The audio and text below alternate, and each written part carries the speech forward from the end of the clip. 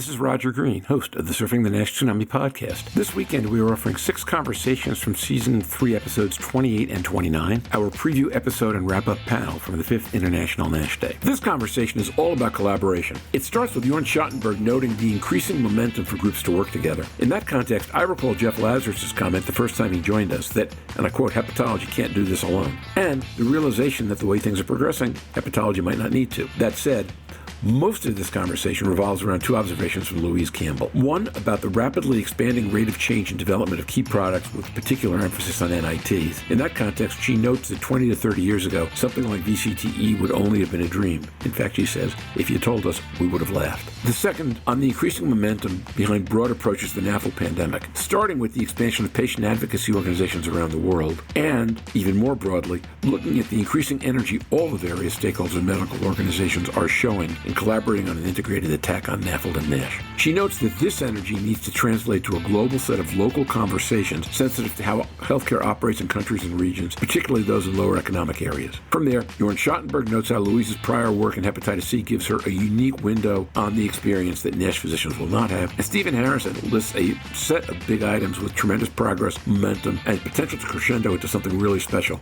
in 2023. It was an honor and privilege for Surfing NASH to be part of the biggest day on the fatty liver calendar. Both among ourselves and working with Jeff McIntyre, we got to explore a range of big issues. Yes, with a capital B for big and I for issues. We don't always talk about it on this podcast. We all had a great time doing it, and we hope you will have a great time listening to it. So sit back, listen, enjoy, learn, and when you're done, join the dialogue on our LinkedIn discussion group.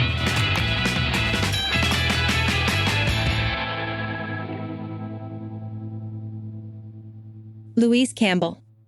I think you're right. What we're now looking at is more of a conversation and dialogue with other specialities. But we're also recognising what strengths we've got from within. We've got a lot of very skilled hepatologists, nurse practitioners and liver nurses that we can use that strength to educate and help the patient populations. Also guide into trials, also deliver the medication when they come. That strength has grown, certainly over the last 2 years specifically. Maybe COVID has helped that, and that we can't do it all on our own. I agree. I think only hepatology has to deal with fibrosis. We only use tools predominantly that look at fibrosis because those are the ones that we want to get who are going to have the liver outcomes. We now have toys like FibroScan that involve fat. Fat for me is far more informative than necessarily the fibrosis is if you've got a normal KPA. I talked the other week about Escoptic's new device. We're seeing more and more devices and non-invasives coming into the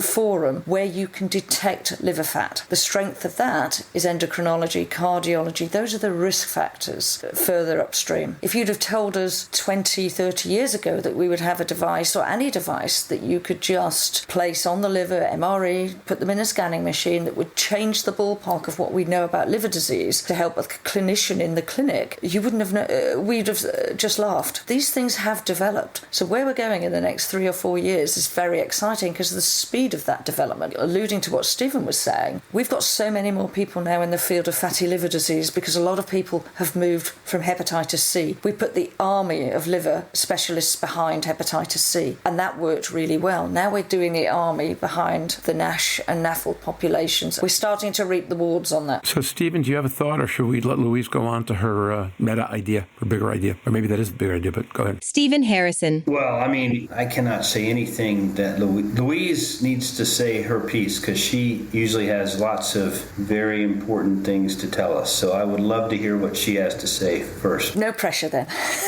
I say lots of things. So, Stephen, I should tell you that my comment last week about military guys acting without bravery, Mike decided to cut that out and not make the episode. He'll do that to this one too. But if you try it a third time, I swear we'll get it. We'll get it in. I promise you, the third time will be the charm.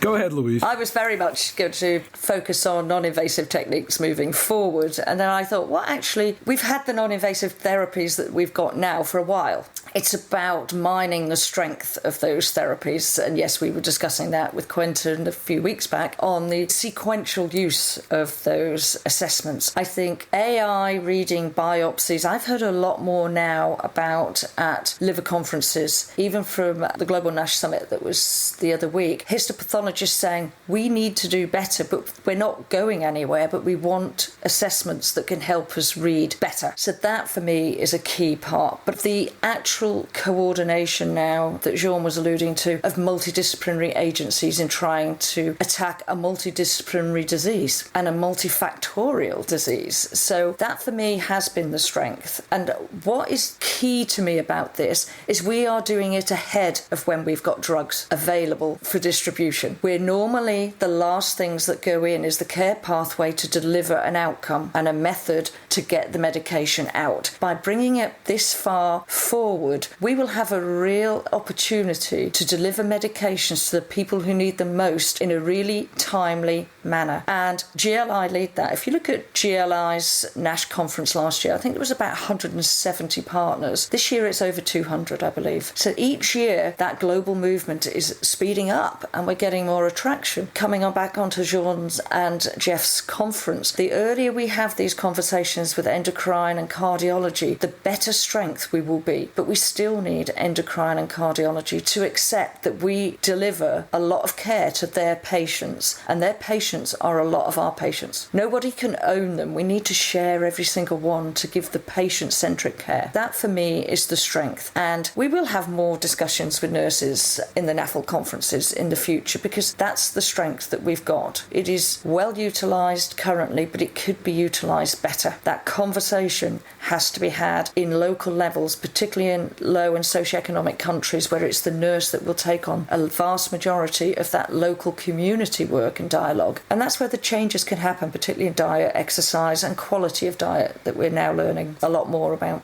So I suppose for me it's bringing it back full circle from the trials to distribution at the end. Jörn Schattenberg. The way you look at this, Louise, is interesting because, of course, you've gone through the era of treating hepatitis C, not knowing where the patients are. I think we're in a much better position in terms of, as you said, predefining those patient care pathways and identifying the right patients. So we're now in the, at the starting block, ready, just waiting for the gun to sound and kick off the race and see when the first drugs come to market. I like that. And I think we've done a better job of learning from our past experiences. We're doing it in a much bigger disease state, right? With hepatitis C, maybe we didn't do a great job of pre-identifying the patients at greatest risk. Well, in fatty liver disease is such a much bigger pool, much bigger sea of patients. And finding those that need to be treated are even more challenging. And so getting ahead of that before we have the first regulatory approved therapy to treat the disease has absolutely been very